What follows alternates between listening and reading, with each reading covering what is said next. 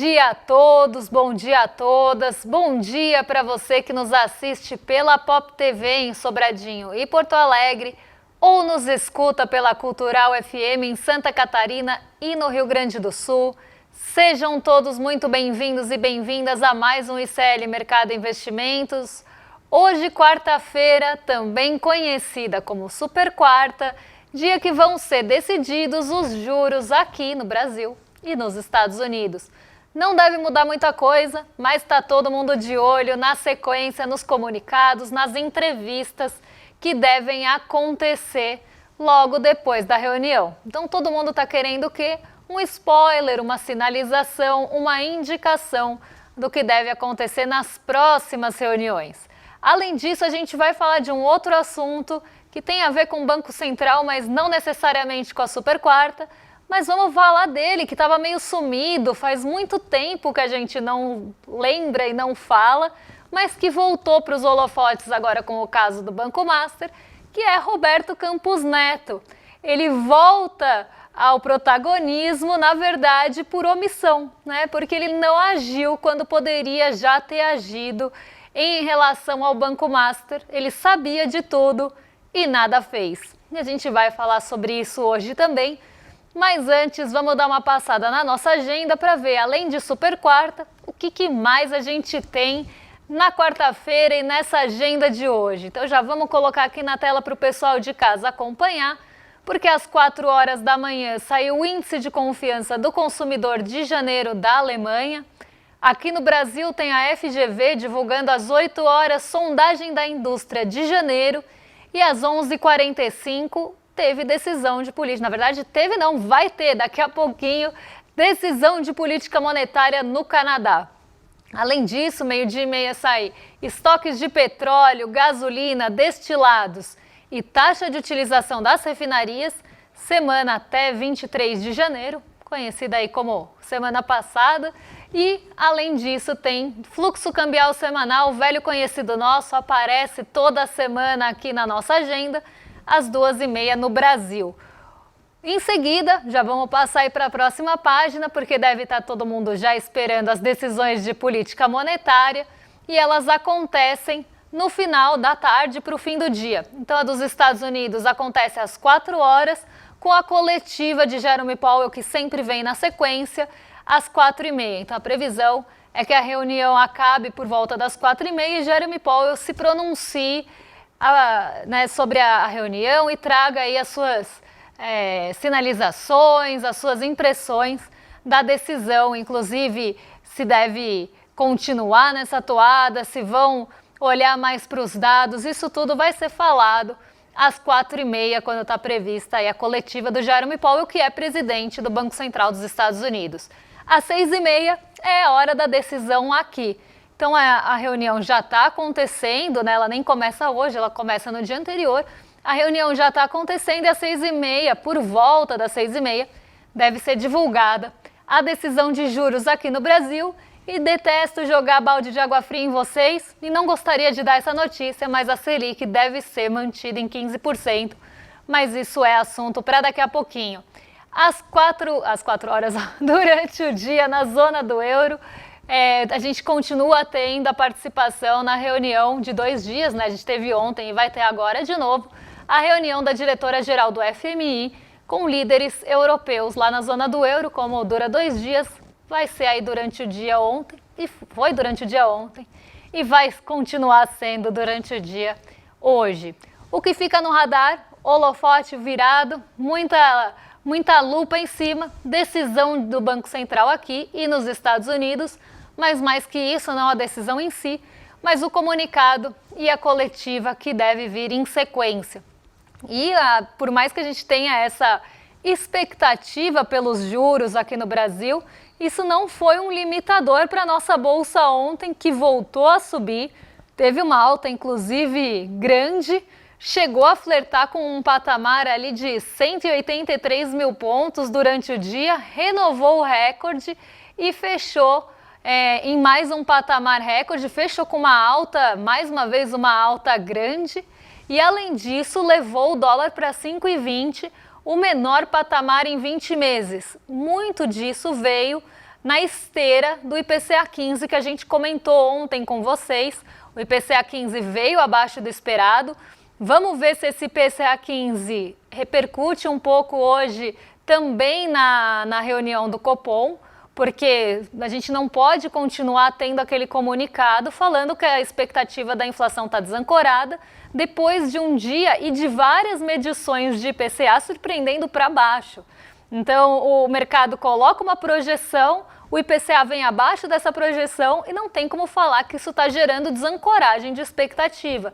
Então, eu estou muito curiosa para ver como vem o comunicado, assim como muitas pessoas e agentes, eu acredito que estejam curiosos, não pelo mesmo motivo, mas eu estou muito curiosa para ler esse comunicado, para entender se vai ter alguma mudança, para ver quais vão ser as mudanças de diretriz que vão vir nesse comunicado. Se é que vão ter mudanças nas diretrizes, porque até agora, por mais que a inflação já venha arrefecendo e, inclusive, vindo abaixo das expectativas, surpreendendo para o lado positivo, no sentido de ficar abaixo do que o mercado espera, o Copom continua insistindo naquela justificativa de desancoragem de inflação, de expectativa de inflação com pouca previsibilidade. E eu quero muito ver se isso muda ou não muda. Mas na projeção e nas perspectivas do mercado, o IPCA 15 foi uma boa surpresa e não só isso. Começou a reforçar a expectativa também de corte de juros aqui no Brasil. Não para agora, porque é um dado que saiu na véspera do Copom e o Copom já não sinalizou nenhuma mudança e, inclusive, na última reunião falou que os juros devem continuar em patamares altos por um período prolongado, mas sim para a próxima reunião do Copom. Então, começa a reforçar a expectativa de que em março a taxa de juros pode cair. Se a gente começa a ter queda nos juros, você tem esse apetite maior pelo risco aumentado. E aí, isso foi um impulsionador da nossa bolsa, que foi para os 181.919 pontos ontem, fechou com alta de 1,79. Como eu falei, não foi saltinho de novo, foi um baita de um pulão. E aí a bolsa renovou um novo recorde, inclusive durante o dia ela ficou com 183 mil pontos. Ela chegou bem próximo dos 183 mil pontos durante a sessão. Não conseguiu sustentar o patamar, porque tem ali a força vendedora também atuando, mas chegou a flertar com um patamar recorde ainda maior durante a sessão.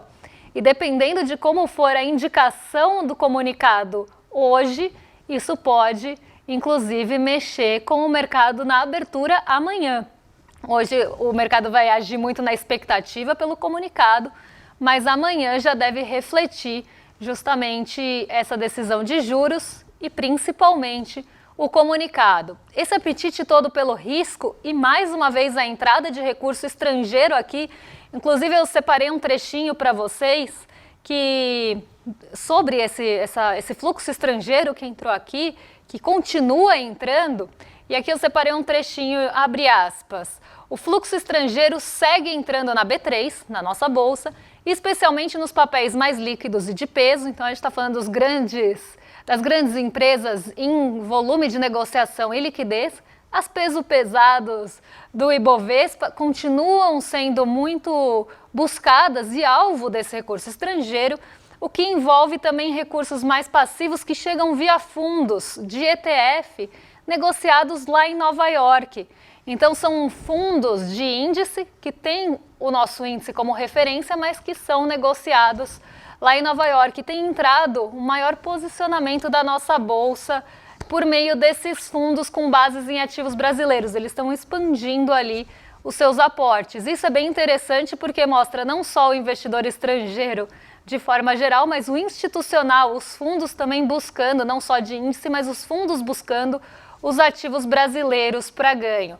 E essa entrada de recurso estrangeiro, mais uma vez, derrubou o dólar, que agora chega a R$ 5,20, se distanciando cada vez mais daquele patamar de piso psicológico que eu venho falando para vocês. Queda de 1,41 no dólar. E Nova York também teve um movimento positivo, grandes expectativas lá também, não só pela decisão de política monetária, mas também pelos balanços corporativos. mas não foi uma alta tão forte como a gente viu acontecer aqui. Nasdaq subiu 0,91, já pensando, né, nessa possível comunicação do Banco Central da continuidade ou não da queda dos juros. Caso aconteça essa continuidade, a gente sabe que o setor de tecnologia é mais sensível a juros e deve responder mais rapidamente a uma possível, não corte agora, mas uma possível continuidade nos cortes posteriormente. Então, o Nasdaq já respondendo a essa expectativa futura. S&P 500 sobe 0,41, um pouco menos que a Nasdaq. E Nasdaq também tem toda a projeção e, como eu falei, ansiedade pelos balanços das empresas de tecnologia que estão às vésperas de serem anunciados. Isso tudo traz uma expectativa e um otimismo para os ativos mais voláteis. Possível queda de juros e balanços muito esperados. Então, Nasdaq subiu um pouquinho mais, mas a estrela aí das bolsas, pelo menos das que a gente fala aqui, foi o nosso Ibovespa, que continuou disparando e renovando os seus recordes. Falado isso, vamos para o nosso assunto do dia, porque, como falei, não sei se vocês estavam com saudade, eu não estava, mas vamos falar dele, de Roberto Campos Neto, que voltou para o nosso noticiário e voltou a aparecer. A última vez que ele tinha aparecido foi na sua transição de carreira para o mercado financeiro já esperada, depois que ele saiu de Banco Central. Mas agora Roberto Campos Neto aparece como salvação amiga e fiador do Banco Master com o BRB. Roberto Campos Neto sabia de tudo o que estava acontecendo, até porque se não soubesse, isso ia mostrar ainda mais a sua incompetência à frente do Banco Central. Mas ele sabia do que estava acontecendo e resolveu não agir. E isso já está até documentado e colocado aí. Saiu uma notícia hoje de manhã sobre esse assunto, que ele sabia e decidiu não intervir. Então a gente vai entender por que ele decidiu não intervir e quais problemas essa não intervenção de Roberto Campos Neto, essa lavada de mãos de Roberto Campos Neto, acabaram gerando por conta justamente da sua não atuação. Roberto Campos Neto, então, sabia, não tem como ele alegar desconhecimento, porque até se ele alegasse desconhecimento, isso seria muito ruim para um presidente de Banco Central falar que não sabia o que estava acontecendo também. Então, sim, ele sabia, mas não fez nada. Roberto Campos Neto estava tipo assim, vendo e não vendo o que estava acontecendo. E aí até separei alguns trechos para vocês, a gente vai falar especificamente do documento do Banco Central, porque para quem lembra, o Banco Central teve que prestar esclarecimentos para o TCU, que questionou a liquidação do Banco Master numa tentativa de fazer uma grande atrapalhada ali e atrasar não só o processo, mas tentar reverter o processo de liquidação. Não deu certo, o Banco Central trouxe esses esclarecimentos e no meio dos documentos dos esclarecimentos, eles apontam várias irregularidades do Banco Master, algumas a gente já falou aqui, mas outras vieram à tona agora, principalmente em relação a compulsórios e já dificuldades de liquidez, coisa que a gente vem falando com bastante frequência, como o Banco Master estava praticamente pagando um cartão no outro para conseguir se manter em pé, mas essa dificuldade de liquidez do Banco Master apontada nos dados do Banco Central enviados ao TCU não são de agora, são da gestão anterior, que Roberto Campos Neto, inclusive, ignorou. E aí eu separei, além desses trechos, um outro trecho aqui bem interessante, que é o ex-presidente do Banco Central, Roberto Campos Neto, sabia dos graves problemas de liquidez enfrentados pelo Banco Master durante a sua gestão frente à autoridade monetária, mas evitou tomar decisões mais extremas contra o banco, que seria a liquidação. Por que ele não tomou essa decisão? Roberto Campos Neto alega que ele estava na expectativa de que o banco fosse comprado e que isso fosse minimizar os problemas. Então, um banco estava com problema de liquidez, isso estava documentado, isso era sabido, mas na cabeça dele, se o BRB comprasse, se outro banco comprasse, isso estaria resolvido. Ia passar ali de uma mão para outra e ia resolver o problema do Banco Master, segundo ele mesmo. Queria até achar a parte que ele fala isso. Achei já. À época, havia expectativa de que o Master tivesse ativos que pudessem ser revendidos ao mercado dentro da lógica de separação do Good Bank, que ele considerava a parte boa do Master, e o Bad Bank, que eram os ativos podres, né? E ainda reconhece que tinha ativos podres. Assim, o custo para o sistema financeiro e o fundo garantidor de crédito seriam menores. Então, aqui seria a leitura de que teria uma parte que salvável do Master e por isso que não teve a intervenção. Como se tivesse essa parte que poderia ser salvada e os ativos podres iriam quase ali na esteira, né? Iriam no balaio, iriam junto com a parte ruim, porque a gente viu, inclusive, aquela tentativa de negociar o Master como um todo pelo BRB. O BRB ia comprar, na verdade, o Master como um todo e, inclusive, injetou muito dinheiro nesse banco, nessa tentativa de salvação. Injetou dinheiro na camaradagem comprando créditos que não tinham comprovação. E fica muito curioso quando a gente olha, inclusive, os valores, a necessidade de liquidez do Master, porque a necessidade de liquidez, que ele estava com dificuldade já de rolar, foi justamente o que foi injetado pelo BRB. É como se o BRB estivesse injetando dinheiro para depois comprar o banco mais caro.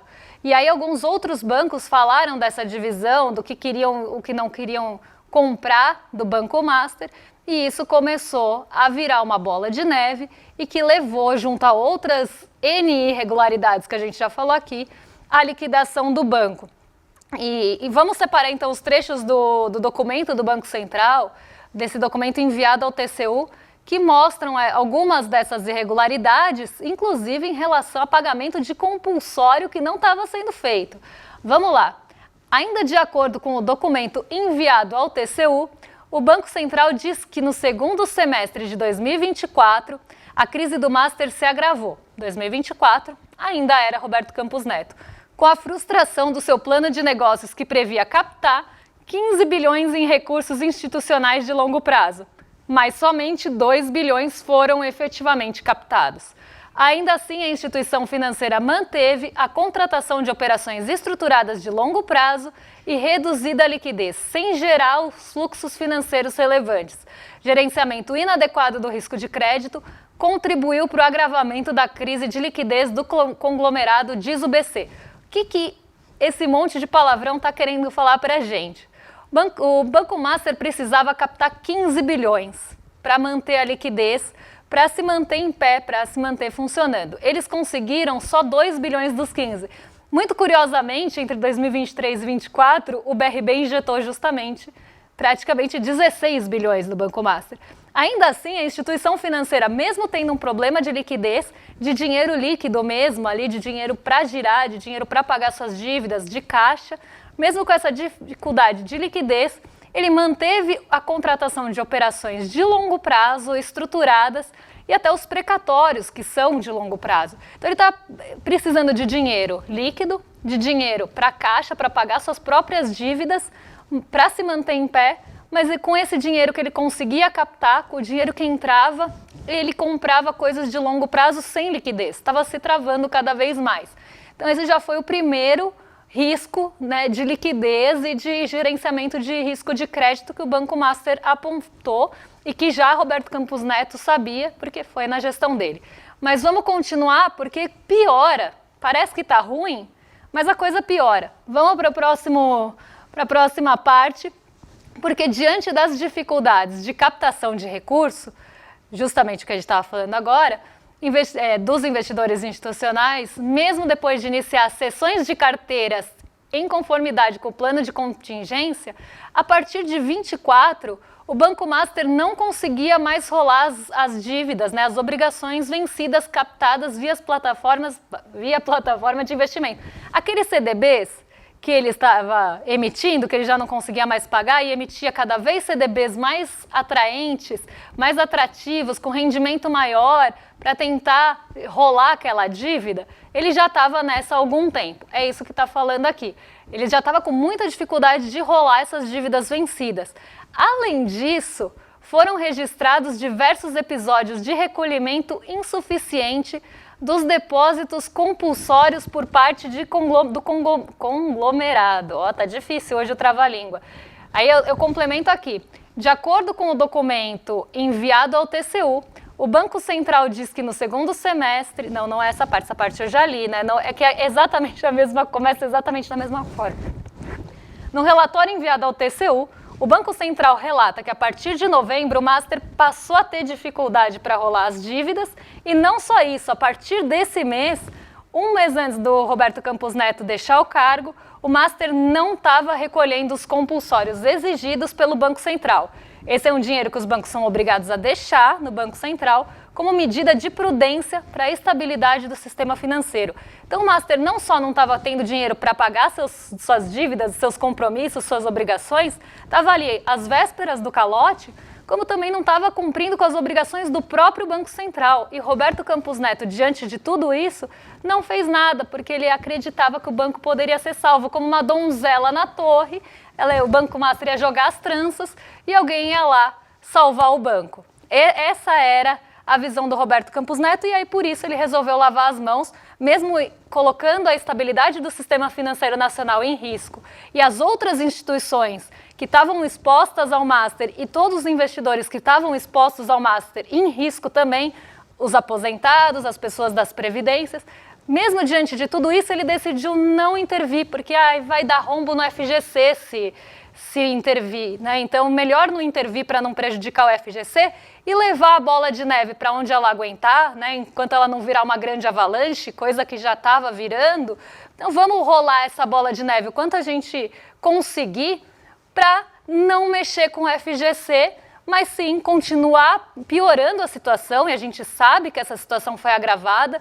As previdências de servidores públicos continuaram tendo dinheiro colocado no Master, mesmo com todas essas irregularidades apontadas também, com todos os alertas de Tribunal de Contas que a exposição estava muito grande, mas todo mundo fechou os olhos e lavou as mãos para tentar, né, jogar esse problema para frente, como a gente falou ontem, numa grande batata quente, em quem que ia acabar o mico, né, em quem que ia queimar a batata quente.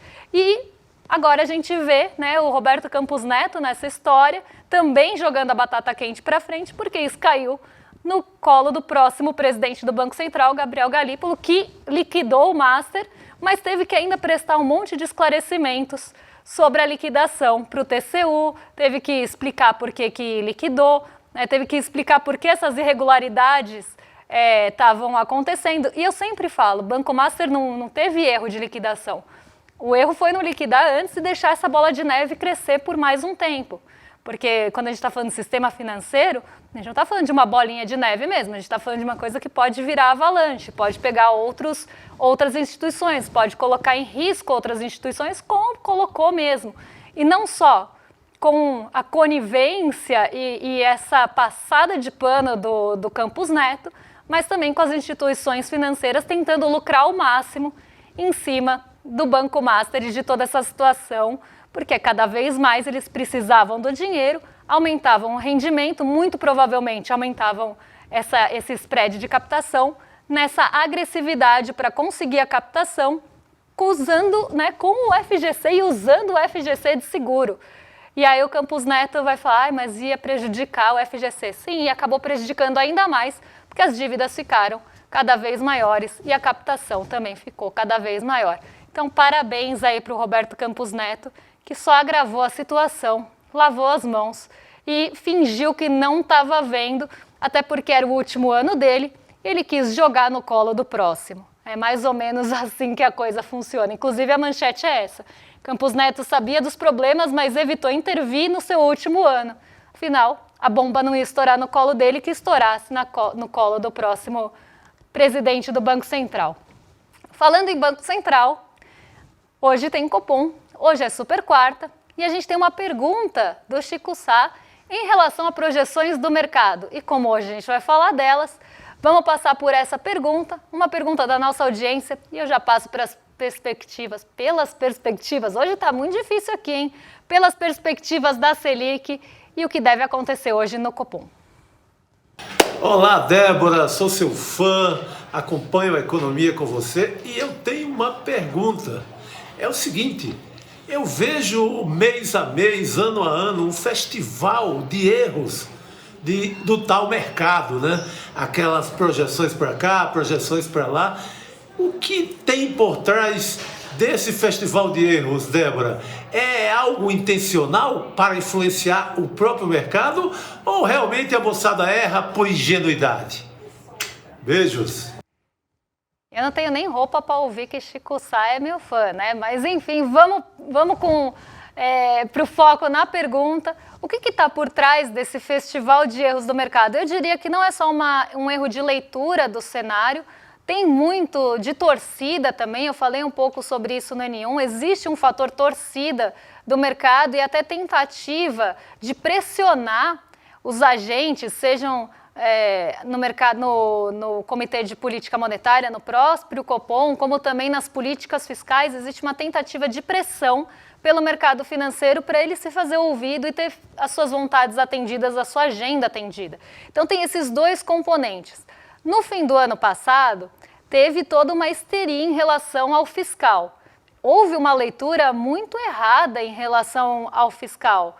O mercado fez uma leitura muito equivocada, até tentando se fazer ouvido também e tentando fazer com que sua agenda fosse cumprida. Então, pensando nessa agenda de mercado, como eles gostariam que fosse feito, como eles gostariam que fossem feitos, na verdade, os ajustes fiscais. Como ele gostaria que fosse o pacote de ajustes. O que seria no seu contento, não só na quantidade, mas da forma. Quando isso não é feito a seu contento, ele começa a usar esse risco fiscal como pressão e começa a ter até uma leitura equivocada do cenário fiscal, jogando o risco lá para cima, depreciando os nossos ativos de bolsa e aumentando as projeções para a taxa de juros e para dólar, como se a gente fosse virar ali um grande risco fiscal. E esse risco fiscal é o que fez o mercado errar tanto e o mapa da mina não. Então aqui a gente tem esse eco dessa precificação do risco fiscal acontecendo até hoje com um Gabriel Galípolo que a todo tempo quer acenar para o mercado financeiro e mostrar que é independente, mostrar serviço, mantendo também essa taxa de juros tão alta como se espera que fique hoje. Eu até ia colocar aqui, né, as perspectivas do Copom, mas eu conto para vocês rapidinho que a perspectiva é que fique em 15% dos 31 respondentes, acredito que eram 31, não, acho que eram 37, enfim, dos 37 ou 31 respondentes, 30 ou 36, vamos pensar, só um discordou da maioria, um acredita que 14,5 vai ser a taxa de hoje, um otimista, uma pessoa muito otimista mesmo, poliana, e os outros todos respondentes, 97% deles acredita que a taxa de juros vai ficar como está e como foi já colocado no último comunicado, que a taxa de juros vai continuar mais alta por mais tempo. Isso também é reflexo dessa pressão. Isso também é uma tentativa de aceno. Mas até quando a gente vai levar esse aceno sufocante da economia brasileira para frente, para tentar mostrar serviço para um aceno que nunca vai ser retribuído pelo mercado financeiro? Porque assim que for desagradado, vai voltar a falar de risco fiscal, vai voltar a falar de taxa de juros alta, vai começar a fazer pressão. Então, a gente tem essa tentativa de aceno que nunca é retribuída. E vamos ver como é que vem o comunicado, porque nosso Banco Central é considerado ainda o Banco Central mais rígido do mundo, que tem o tom mais duro. Vamos ver se a gente continua nesse ritmo. Depois das 6 horas da tarde, amanhã, eu venho contar para vocês o desfecho do comunicado e do Copom. Agora, para você não cair em armadilha, em cilada, não tomar decisões erradas diante do cenário ou cair nessas projeções que são mais torcidas do que qualquer coisa, eu convido vocês a se inscreverem em iclmercado.com.br para assistir o Mapa da Mina, garantir o seu ingresso, é gratuito, é aberto, mas a gente pede que você se inscreva para garantir o ingresso e ser avisado lá no dia e não esquecer, porque amanhã está chegando às 8 horas da noite. E agora vou rolar o meu feed para cima, vou jogar para os nossos vizinhos, porque William De Luca e Laura Coach, hoje eu não chamei ele de William De Laura, William De Luca e Laura Coach já estão prontos para receber vocês e eu volto amanhã para trazer não só esse desfecho da Super Quarta, mas o que mexe com o nosso bolso e com as nossas vidas. Um beijão e até lá! Em 2025, o mercado financeiro errou todas as previsões para dólar, bolsa e tudo mais. Mas isso não é surpresa. O mercado tem interesse por trás de todas as previsões. E quando você entende só metade do caminho, você vira refém dos coaches e do mercado financeiro que são patrocinados por bancos. É por isso que eu e o Eduardo Moreira preparamos algo de especial. O Mapa da Mina de 2026, no dia 29 de janeiro, às 8 horas. Uma aula para quem quer previsões independentes para 2026, sem interesse de banco por trás. Você vai entender o que se espera de verdade para dólar, bolsa, juros e fundos em 2026. Todos os dias, as principais notícias do Brasil e do mundo direto no seu WhatsApp, com informação de qualidade e sem fake news. Escaneie agora o QR Code e entre para o canal do ICL Notícias. Informação que importa onde você estiver.